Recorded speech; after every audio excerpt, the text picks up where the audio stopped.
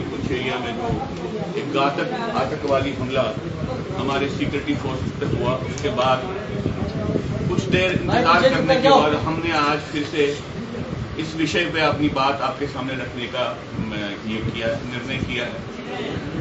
बहुत समय से ये सरकार हमको ये बताने की कोशिश कर रही है कि जम्मू कश्मीर के हालात नॉर्मल हैं।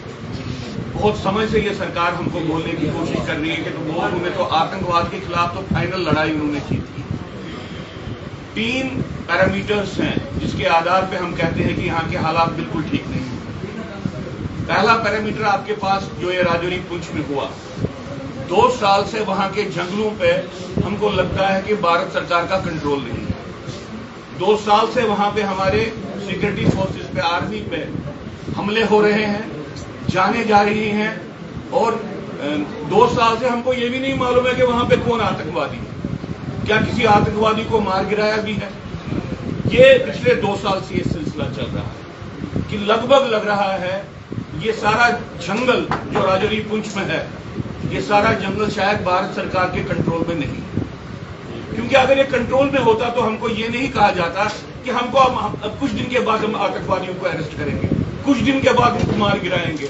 हमको ये नहीं कहा जाता कि भाई वो जंगलों में भाग गए हैं। हमको नहीं मालूम है वो वहां से भाग के सुरंग के माध्यम से, जंगलों के माध्यम से पाकिस्तान चले जाते हैं या मुगल रोड के माध्यम से वो कश्मीर जाते हैं, हमको नहीं मालूम। लेकिन राजौरी पुंछ में जो सिक्योरिटी सिचुएशन है, ये हमारे ओवरऑल इंटरनल सिचुएशन पे सबसे बड़ा ये सूचक बात था। वहां पे 7 लोगों की हत्याएं हुई हैं और उसके बाद भी भारत सरकार की संवेदन जो शून्यता है वो चेंज नहीं हुई। ये एक मापदंड। दूसरा मापदंड मैं आपके सामने रख रहा हूं। बीजेपी सरकार, पीडीपी बीजेपी रूल के साथ अब तक 2 religious cleansing campaigns cycles complete किए हैं उन्होंने। पहली बार भी वहां पे बचे कुचे हिंदुओं को मारा उन्होंने और उन सबको निकलना पड़ा। दूसरी बार भी बचे कुचे हिंदुओं पे मारने का उन्होंने क्रम शुरू किया, फिर वहां से हिंदुओं को निकलना पड़ा। मैं हजारों की संख्या में बात नहीं कर रहा हूं, कुछ हजार की संख्या में वहां पे हिंदू रह रहे हैं और भारत सरकार ने उनको उनका प्रोत्साहन बढ़ाना, उसके साथ खड़े होने के बजाय उनको धमकी दी कि अगर आप वापस उसी माहौल में नहीं रहोगे तो हम आपकी तनख्वाह बंद करके आपको जान के लाले पर आपको भूख मरना पड़ेगा। ये दूसरी बात है। और तीसरा मापदंड है, जम्मू कश्मीर इस वक्त पूरे देश में नंबर 1 ड्रग जो यहाँ पे नारकोटिक्स जो ट्रेड है और नारकोटिक्स जो यहाँ पे बीमारी है, नंबर 1 जगह के रूप में उभर रहा है।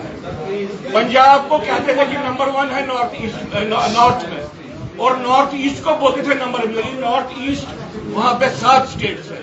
अगर आप स्टेट्स यूनियन टेरिटरी की बात करें तो जम्मू कश्मीर नंबर 1 नारकोटिक्स जो पूरा ये चक्कर है उसमें नंबर 1 है। और नारकोटिक्स का टेररिज्म के साथ एक इंटीग्रल रिलेशनशिप रहा है पूरी दुनिया में। पूरी दुनिया में जो पान इस्लामिक टेररिज्म चल रहा है उसकी जो बेस है, वो जो जहां से उसको पैसा मिलता है, रिसोर्सेज है, वो नारकोटिक्स है। तो नारकोटिक्स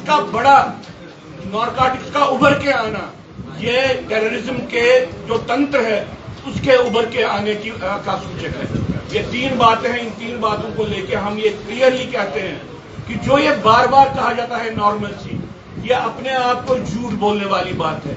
जो ये बार बार ये कहा जाता है कि अब तो हम विक्ट्री कर गए, या अपनी जिसको अंग्रेजी में कहते हैं putting wool on your eyes, ये वाली बात है। हम सरकार से आज निवेदन करते हैं, हमको कोई पॉलिटिकल बात नहीं आज करनी है। स्पेसिफिकली आप जम्मू कश्मीर की आंतरिक जो सिचुएशन है उसका आकलन करने के लिए जो आपने एक तरीका चुना है वो एक सेल्फ डिल्यूजन का तरीका है। इसी सेल्फ डिल्यूजन के कारण आपकी पूरी एडमिनिस्ट्रेशन काम नहीं कर पा रही है। अदरवाइज एक गाड़ी कैसे आपने जानी थी राजौरी पुंछ में? आपके पास प्रोटोकॉल क्यों नहीं है? होम मिनिस्टर ने तो हाल ही में कहा कि 360 डिग्री अलर्ट होगा। वो 360 डिग्री अलर्ट कहां गायब हो गया? वो इसलिए गायब हो गया क्योंकि आप हर दिन घोषणा करते हो हम जंग जीत गए, हम जंग जीत गए। ये कौन सी स्ट्रेटजी है? सुसाइड स्ट्रेटजी नहीं हो सकती है।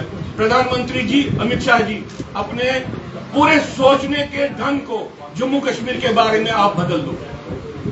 पूर्व